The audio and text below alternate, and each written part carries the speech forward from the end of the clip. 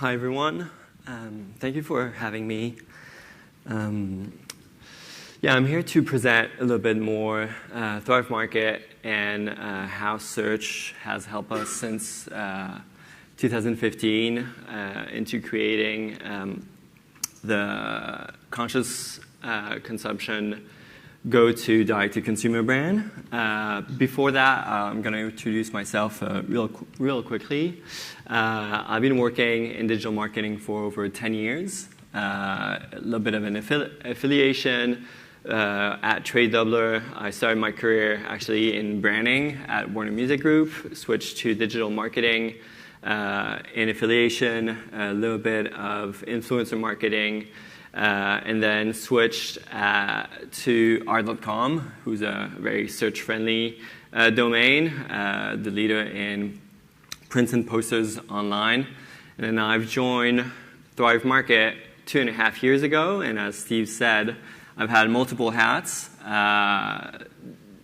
Channel management is a part of my daily business, but really, and this is something I'm going to enhance throughout the presentation, is how data and search helps not just acquisition, but helps our product team, helps our merchandising team, and helps at the end of the day our LTV and just creating our brand.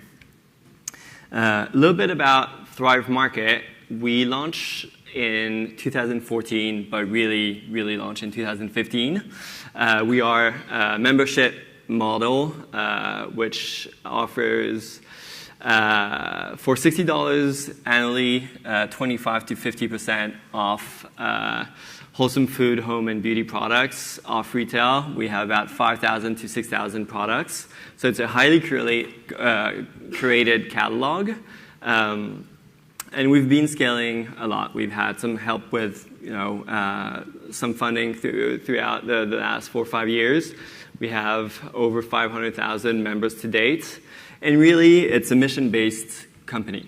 And this is important because in search, explaining a mission is not obvious.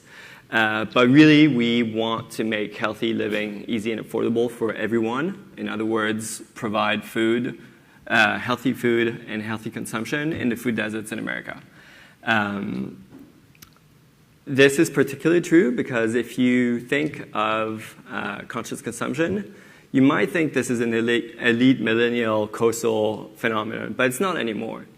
And as I'll present it, Whole Foods got bought by Amazon for $14 billion 2 years ago. And this is just another sign, but there's so many signs going in this direction. So by going online, by being a direct-to-consumer brand, this is how we can do it. We don't have the heavy lifting of having offline and offline resources. So really, a direct-to-consumer mission. And in addition to that, we are creating our own brand where we have over 500 SKUs of our private label into food, home, vitamins, and pets and babies. And then finally, as we're mission-driven, once you pay for your membership, we give a membership into a family in need across the country. So how is search helping us? It's helping us because our positioning makes perfect sense. Because as we're 25 to 50% below market value, this fits perfectly well into the algorithm. So think about, we haven't talked about paid shopping a lot this morning, but for us it makes perfect sense, right? There's an intent. We're cheaper than most of the competition. And so it gave us a giant reach right off the bat. It's relatively cheap compared to other medias as well. And it gave us this massive impression reach. So when we're creating a brand and we're associating ourselves with, Kind Bars, Justin's, Dr. Bronner's, Primal Kitchen, and show this pricing, this is the first thing you want to remember. And initially, we were presenting ourselves as Costco meets Whole Foods, And that was exactly it right off search. For paid search, it's not as easy as YouTube or social for the messaging per se, but if we align, and that's what we're doing, aligning search and shopping together, it fits into some pretty big real estate. We can't really see it through the screenshots because it's pretty small, but the idea is to really, really control the real estate when someone types a query for products or for a little bit higher intent, and really, really hone our audience. And one thing is if you, to go into this particular point, our audience in search is already really tailored. If you're looking for gluten-free baking goods, you're most likely gonna fit with our audience. And this is really important because it's meshing really, really who we are. However, search is really lower funnel and transactional, and we are a membership company. So how do we work on search to make it not just a one-stop shop, cancel your free trial, and get out? And this has been our focus for the last few years. We've certainly made a few mistakes around the few years. It's easy to look for volume. It's easy to look at traditional performance marketing KPIs. But for us, it's just the first signal. And what we want to do is create LTV. And how do we create LTV through search? This is a discussion we're going to have a little bit later this morning. But this is really what we're trying to do. And part of the success at Thrive is really working through the different signals that we're getting through the audience, really focusing with our product team, working with our merchandising team, and having this core focus and go straight to it. So as I was saying, the alignment, the keywords, the campaigns, the bid strategy are our core focus. We have a dedicated team in marketing, but we also have lead analytics following us, and a growth PM that works with us throughout the funnel. And then finally, get rid of false positive signals. And I'll give one quick example. When I joined, we had one SKU that was driving a significant amount of our volume at I can't share the numbers, but it was an extremely cheap cost per order, but it was also an extremely cheap cost per acquisition as a member. The reality was it was a horrible LTV, and it would impact our brand, it would impact our NPS scores, it would impact just our magnitude of understanding how could we go further. Because it was a really cheap, kind of discounted SKU, we thought this was the next way to go. And one day, when we asked the real questions to ourselves and being authentic about our mission, we decided to go out of it. And this was definitely the right way to go. But getting rid of false positive is hard, but at the same time, it's the right thing to do. And that's what we're trying to do and continuously improve through A/B testing throughout our growth as a direct-to-consumer brand. Yeah. Killian, thank you. We're going to grab a chair here, and we're going to drill into some of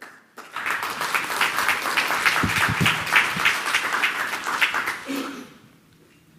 Let me ask first, since you started by saying the ways in which search is playing into your marketing and product teams. Let's talk about organization, because I think that's one of the things that the direct-to-consumer brands have working to their advantage, is that they were able to organize without silos from the beginning. Tell us how your team is organized first and foremost. Right. So the marketing team has a channel lead. So we have social, search and shopping. So you mentioned, it's true, I had multiple hats. Now I'm focused on a few channels. We've had channel leads organizing our growth, kind of on different funnels of the growth. We have a dedicated analytics person that is kind of our link in between our finance team, our data engineers, data science, and us. And then we have a dedicated product manager for growth that helps mainly or almost uniquely on growth. And that's huge. Having this amount of focus on where we want to achieve and this is a real positive sign coming from top management, is saying, okay, we're trying to achieve this together. And as you said, no silos, just full focus and dedication on a few points in growth, obviously, especially because we're a membership company, and because we're discounting our SKUs. Our business model is on the membership, and having this full focus from the entire team is crucial. You mentioned the communication among the analytics data team, media team, and the product and merchandising team. Could you give us a couple of examples about how that works, or with them in places where the data really has driven some of those decisions? Well, it's all data-driven. Everything is all data-driven. And it sounds a little bit what I heard a little bit earlier. But are you gleaning insights from some of these performance channels that are actually, you could point to, or really you see them make changes in product and merchandising? Yeah. So I heard it before at Chewy an hour ago or 30 minutes ago, and it's the same thing, right? So I see it as 5 key pillars: merchandising, PMs, data science, analytics, and us. And we all work together. So when we see on GA, a search term that is having no results, we communicate with merchandising. They then work with data science. We all work together for this common growth. And in the same time, we work with data science, understanding what are the signals that will give us high LTV or high attachment to the brand, and that's another. The third one is private label, right? So we are cheaper than the market for our partners. Private label is uniquely on our end. So you can only have them there. So in between our media buying and our strategy, merchandising, looking at what can really differentiate us compared to the market, and seeing LTV coming from that is the biggest example I could actually give. Two typical questions come out of this. First of all, how do you manage staffing? When you're organized this way, when you start thinking about new hires, where you want to hire into, but also the nature of the staffing, how are you coming at that, solving for staff? Because I imagine you're staffing up pretty quickly. Yeah, marketing team is relatively lean. Data science, on the other hand, is hiring a lot. I don't know if I can. I'm sorry. I don't know if I can go into the specifics of the human resources part. In terms of the competitive space here, you showed some of your competitors here. Tell me a little bit about the strategy in. Is it simply dominating in search shopping, or are there other strategies that you need to use in order to manage this share of voice and market share? Right, and something I didn't mention earlier was a little bit more part was Amazon, right? Amazon buying Whole Foods was obviously a giant shift. We saw it as a positive in a sense where A, it would bring so much more awareness. B, it would mean that the 800-pound gorilla was actually seeing our industry as the next big thing. And C, actually, we're very different than Amazon. Amazon is a one-stop shop where when you want to buy, a telephone wire, there's 1,500 options. You usually take the cheapest. For us, it's a highly curated catalog. When you want to buy organic flour, you want to know what you want to buy, right? You just don't buy the cheapest per se. And that's how we differentiate ourselves. On search and on shopping, it's funny, when they came to take the Game of Thrones analogy, We knew winter was coming at some point, but in the same time, we're really differentiating ourselves because A, we're cheaper than them, and we also have values that are completely different. Where we have a mission, we're carbon neutral. While if you buy 5 items at Amazon, most likely you're going to have 3 the first day, and then second another one. How are you counting on that popping up on shopper search though? Right. I mean, are these values that somehow have been have been pre-established in other media or in other areas of search that make you more than price in those results? Say it again. No. It not the mission per se.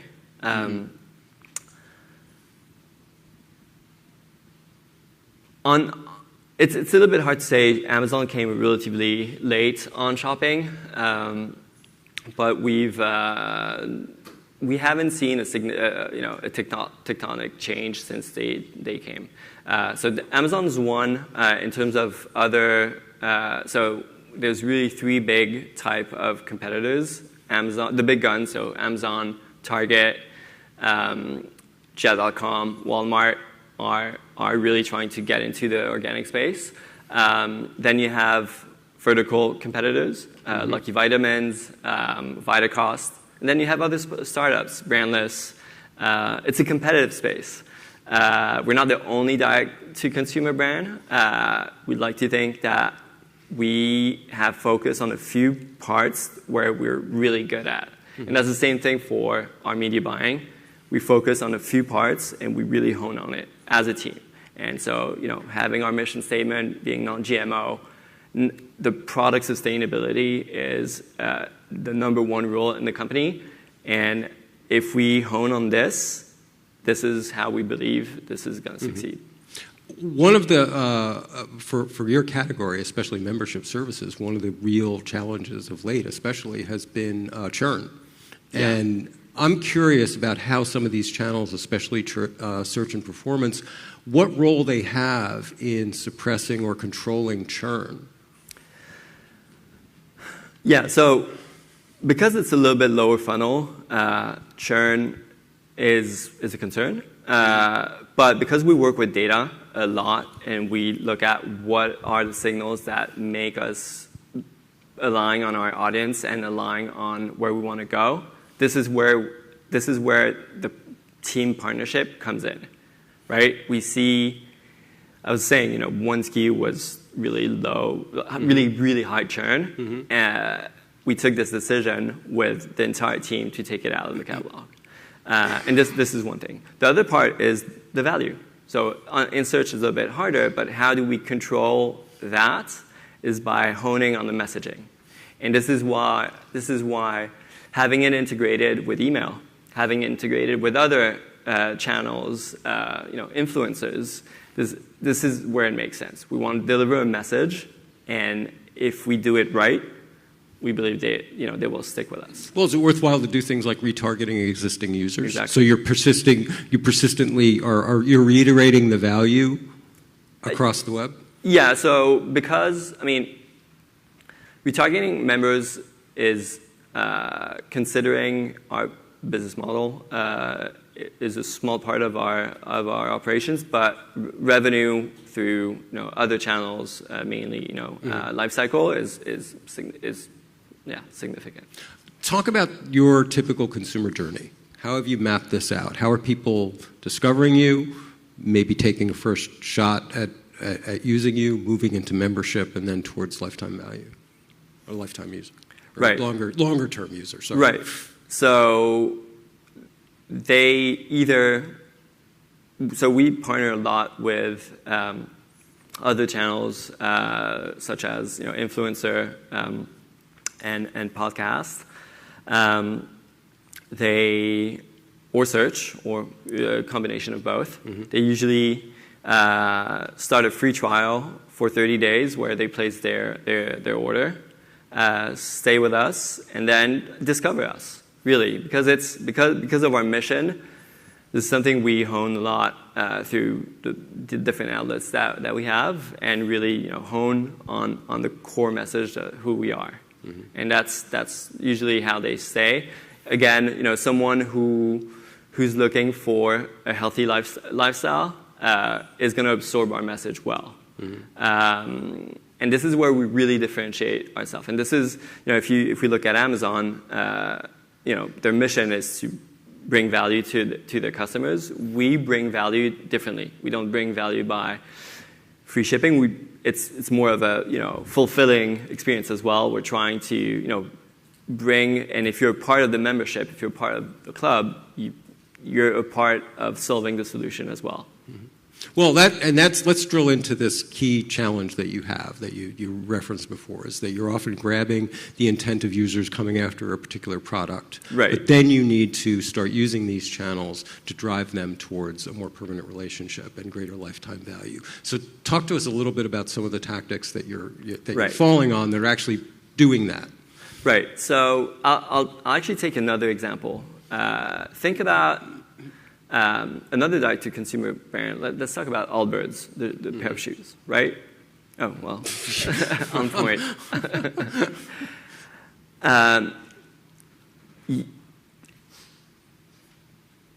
If you want to buy Aubert shoes, you're most likely going to hear about it because it's a sustainable shoe. It's good for the planet, and those are the areas where we're focusing.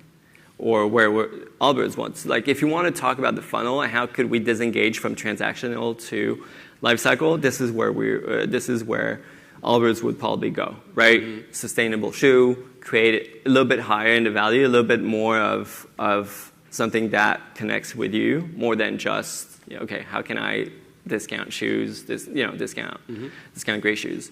And this is on search. This is search and shopping. This is one of the this is something that we're looking into as well.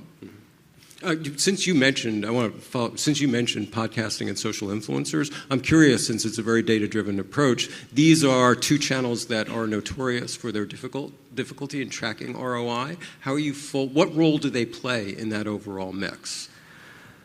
So I don't own the channel, so I can't give you the specifics. Branded search is kind of correlated a lot with their arrival. Mm-hmm. We also, if you go through the flow, you're going to capture your email first, mm-hmm. and then you're going to start your trial, and then you're going to. There's different parts of the journey that we capture. The commitment to for influencers. If they type, we can analyze direct traffic or branded traffic on the days of those campaigns, and that usually... Podcasting's got to be more difficult, though. Yeah, podcasting, do you know whether you're using programmatic audio buys, or are you using sort of direct buys into host reads? No, it's more programmatic, but again, on the full details of those media buyings, I'm probably not the right person.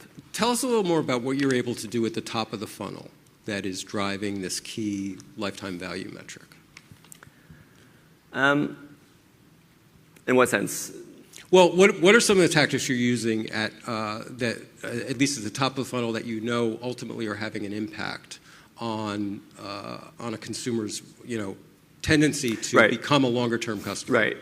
Just like brand association, messaging around who we are, and association with a lifestyle that some people want, right? So, if the trend, if we're looking into trends into GA and through our relationship with Google, and we realize that gluten-free is the 2019 biggest trend, and this is where we want to associate ourselves, right? So, we associate ourselves with the messaging. We iterate our landing pages. We, on influencers or on YouTube, we partner with the people who can deliver a voice to that audience. So when I was mentioning very earlier on in the presentation, try to trigger the right audience. For search, it's a little bit different, but it all goes from there, right? Like, try to to look who's going to really stick with a lifestyle that that could, at the end of the day, be associated with us. Well, I have a couple of questions to follow off that. First of all, you have to make a decision at some point as you're on this journey to increase lifetime value that you're not necessarily, your goal is not necessarily to convert immediately, right? You have other goals that you want. Tell us a little bit about how you're thinking about that. That you're grabbing somebody at the top of the funnel, maybe they're interested in a product, but maybe you're deciding that it's not necessarily in your best interest to sell them right away, but maybe to do something else with them. Yeah, it's cool. I mean, an order in the trial and lifetime value is highly correlated. Mm-hmm. So in the best worlds, we would do both. But it's a challenge. It's a challenge because you need to communicate who we are a lot to have them convinced. But at the same time, it needs to be working with the economics, mm-hmm. right?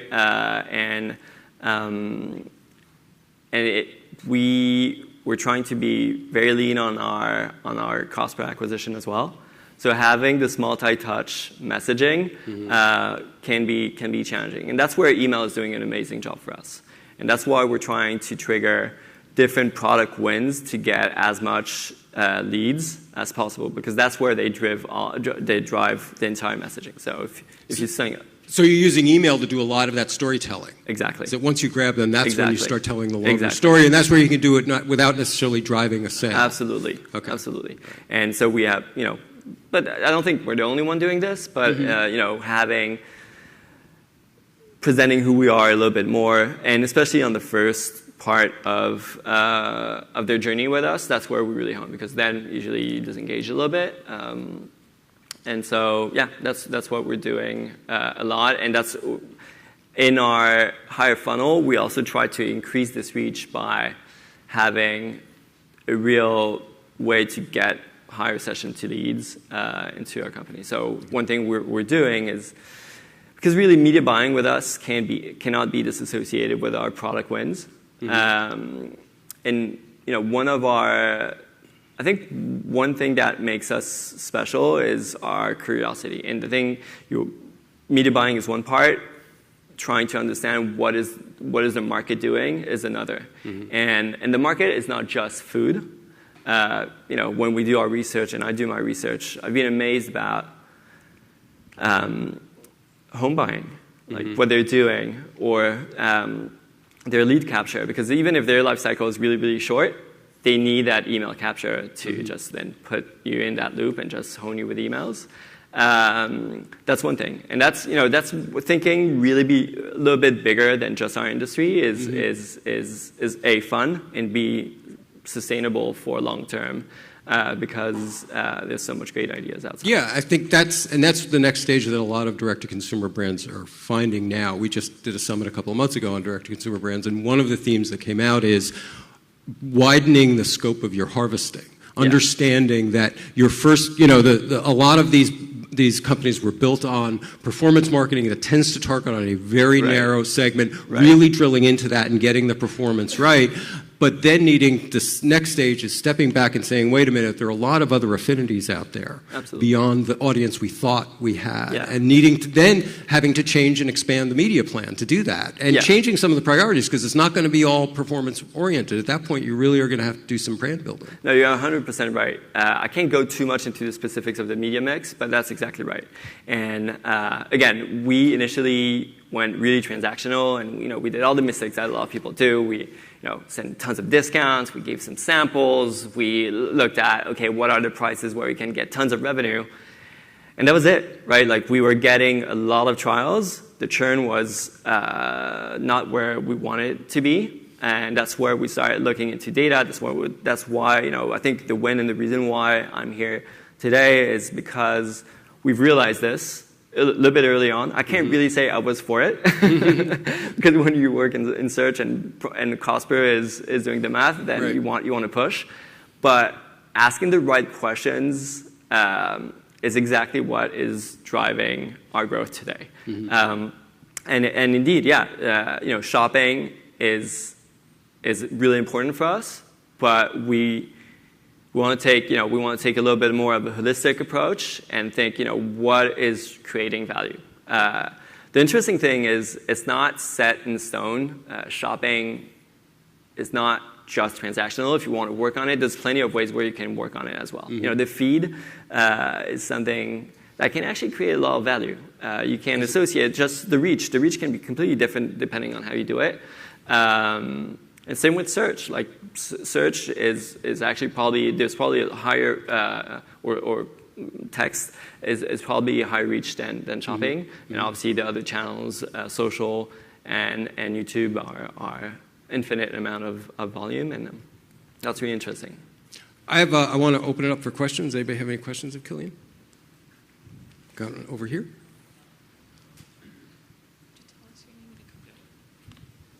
Hi, I'm Eli Goodman with JumpShot. Earlier on, you spoke about that marketing. Sorry, I'm hearing myself. That marketing wasn't doing hiring, but data science was. Could you maybe talk through just about the relationship that you have with data science and how that impacts what you have going on? Sure. Yeah, so understanding our LTV is driven by models drawn by our analytics and data science. And so it's a part of the mix, right? And data science is not just for us; it's for the entire.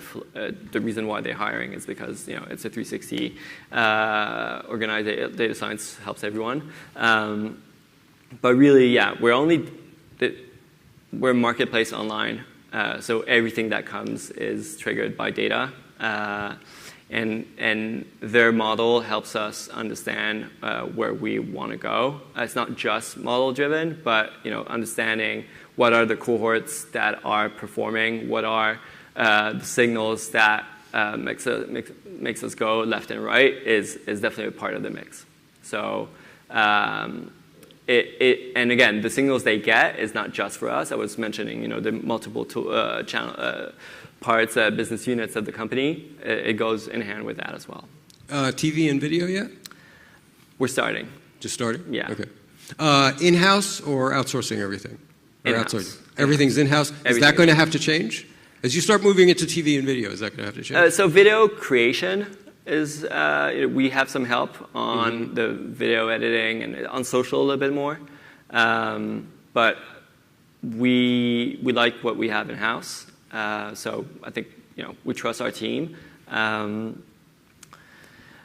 Because we're a membership company, having a third partner is a little bit hard because our business model is not just transactional, and understanding the cohort takes a lot of time. It just complexifies a little bit the mix, and that's why having it in-house makes sense, because we understand our data better because we're in the nitty-gritty.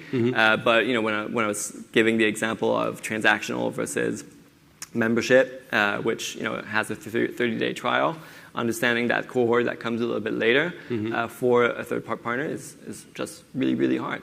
So. Killian, Aubert, thank you very much. We're going to do a roundtable on direct-to-consumer brands at the end of the morning. Thanks very much. Thank you. Thank you.